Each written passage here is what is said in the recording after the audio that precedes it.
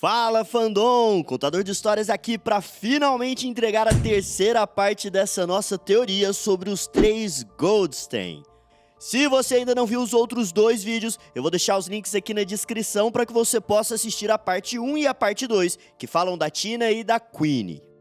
Mas vamos lá! Hoje eu quero contar para vocês porque eu acho que Creedence Barebone, na verdade, é o gêmeo perdido de Tina Goldstein e como, juntamente das irmãs, descende diretamente dos fundadores de Ilvermorny e de Salazar Sonserina.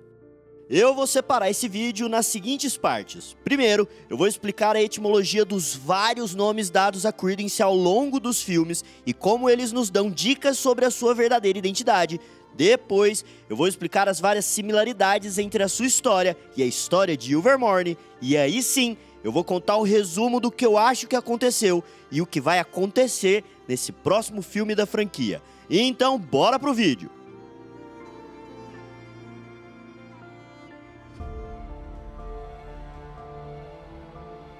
Bom, nos 2 primeiros filmes da franquia, 3 nomes são atribuídos ao suposto irmão perdido do diretor de Hogwarts: Creedence Barebone, Corvus Lestrange e Aurelius Dumbledore.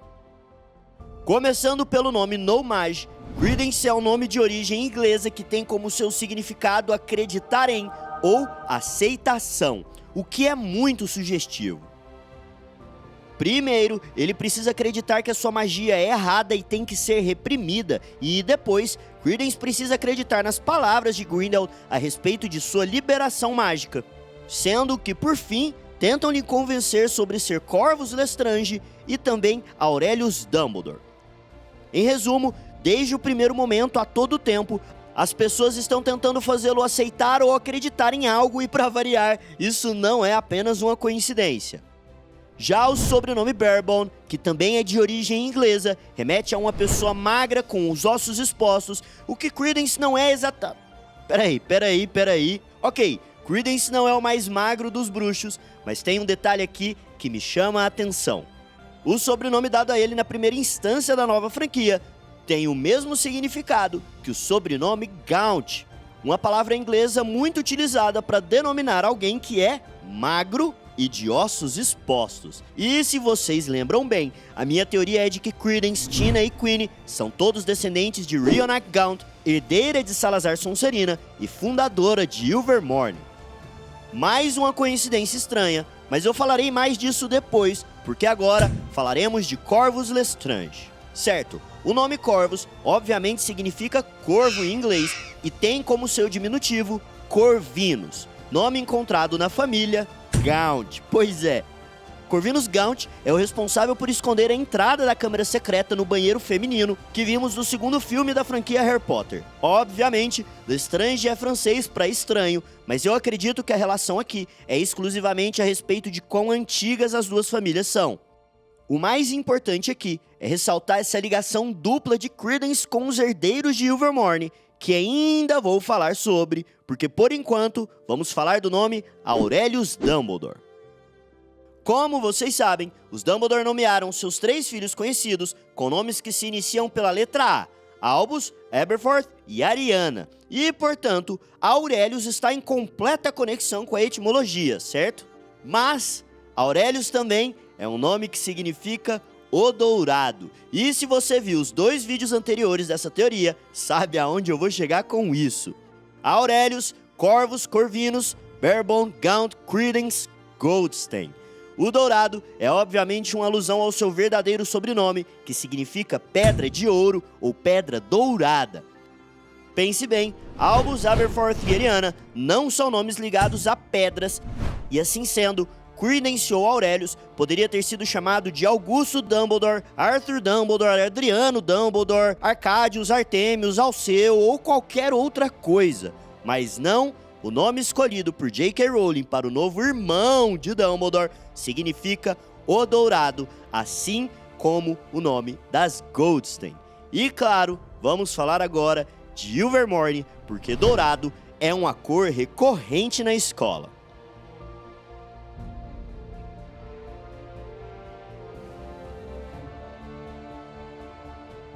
Eu vou começar diretamente com o que acabamos de falar, Aurelius, o dourado. Se vocês se lembram, as cores de Ilvermorny são predominantemente azul, dourado e o vermelho em um tom cranberry. Gostaram da minha pronúncia? Mas vamos lá. No vídeo anterior eu comentei como Tina sempre está vestida em azul. E neste vídeo eu quero chamar a atenção para o fato de que Credence, em Os Crimes de Grindelwald, sempre está cercado pelas 3 cores de Ilvermorny. Veja bem, além do seu nome significar dourado, literalmente, se prestarmos bastante atenção em suas vestimentas, o tom vermelho, exatamente igual ao de Ilvermorny, pode ser visto aqui, com os detalhes em dourado e cercado de azul. Nessa outra imagem, vocês podem ver o mesmo tom de vermelho mais uma vez, cercado por uma coloração que simula o dourado, e aqui, perceba a quantidade de azul. Quero dizer, Credence poderia estar vestido somente em preto, como no primeiro filme, quando não sabia da sua identidade mágica, em verde, em laranja, mas coincidentemente, são sempre os tons de Ilvermorny que vemos na segunda parte da franquia e nas vestimentas do órfão, e não, mais uma vez, isso não é por acaso. Credence é um descendente direto da fundadora da escola, Isolde Society. Como eu já disse anteriormente, as similaridades entre Tina e Queenie com Ilvermorny são imensas, e isso também acontece com Credence, e eu diria que até mais. O Noggord dourado de Ilvermorny tem 3 pontas, e Credence nasceu no mesmo ano que Tina. Um detalhe curioso que não precisava ter sido abordado, mas foi. Pense bem, o nascimento de Credence faz sentido, já que ele está procurando quem são seus pais e qual a sua identidade, mas não existia absolutamente nenhum motivo pelo qual a Warner Bros. Deveria divulgar o nascimento de Tina. Além das cores e das similaridades entre os gêmeos, Credence foi criado por uma mulher maligna que não era sua mãe, que o impediria de realizar seus sonhos de magia, exatamente como aconteceu com Isolde Society, fundadora de Ilvermorny e descendente de Salazar Sonserina. Por fim, eu quero falar sobre Nagini. A proximidade entre os dois é óbvia e intrigante, mas o que mais me intriga na relação dos dois é essa cena e como os dois se comunicam. Repare como existe um entendimento natural entre os dois, e você já sabe o que eu quero dizer. Credence é um ofidioglota, assim como Salazar Sonserina, assim como Corvinus Gaunt e principalmente assim como Rhyonax Stewart, filha de Isolde Society e irmã gêmea de Martha Stewart, assim como Credence e Tina são gêmeos. Credence, em conjunção com as irmãs, é descendente de Ilvermorny, consequentemente de Salazar Sonserina, e por isso herdou o dom que está na família há milênios.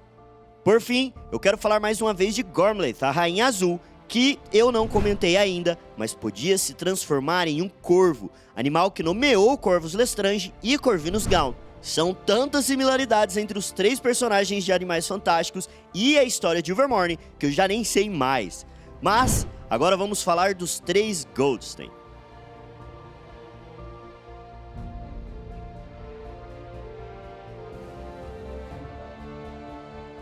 Bom, vocês já sabem da constância que o número 3 aparece nessa nova franquia, e eu já repeti várias vezes sobre como eu tenho certeza que Credence é o irmão das 2 Goldstein.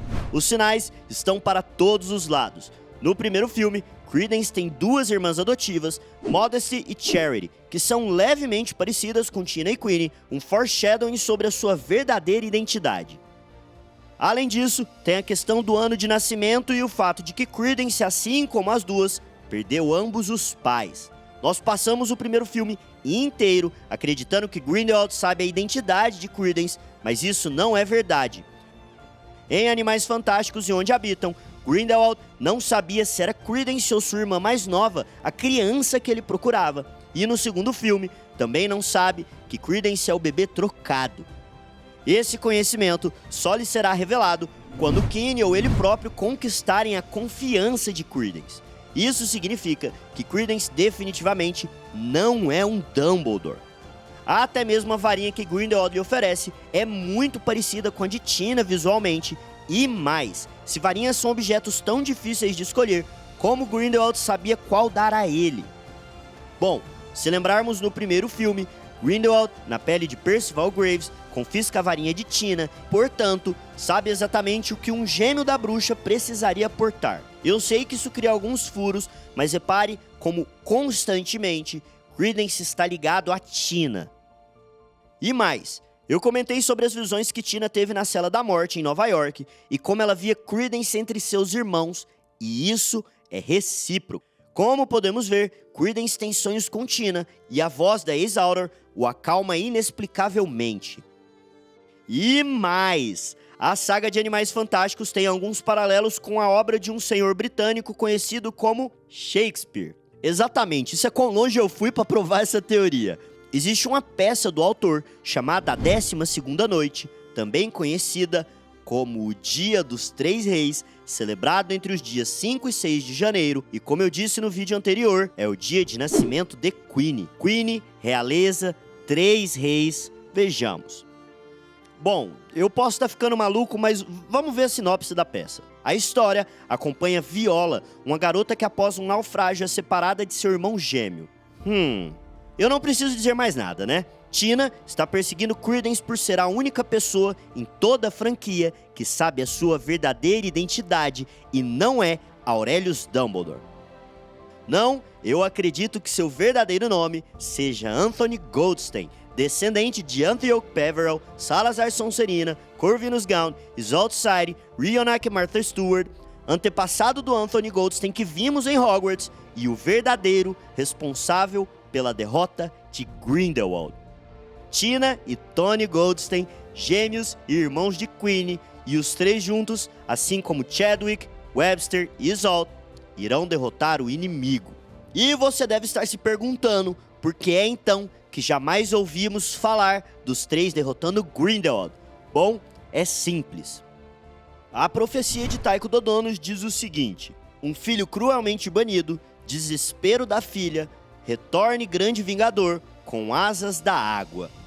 Os Goldstein são o que existe de mais próximo de uma realeza bruxa, e Anthony, devido à sua herança genética poderosíssima e a uma profecia que pode levá-lo à morte, além das três varinhas poderosíssimas de sua linhagem, junto de suas irmãs, não colhe para si os louros da vitória e permanece vivendo uma vida pacata que nunca teve até então, deixando que Albus Dumbledore colha os frutos da vitória.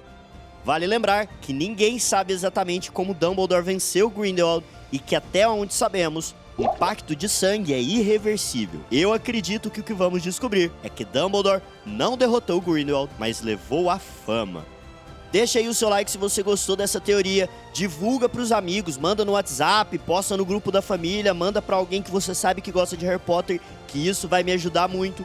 Valeu e até a próxima!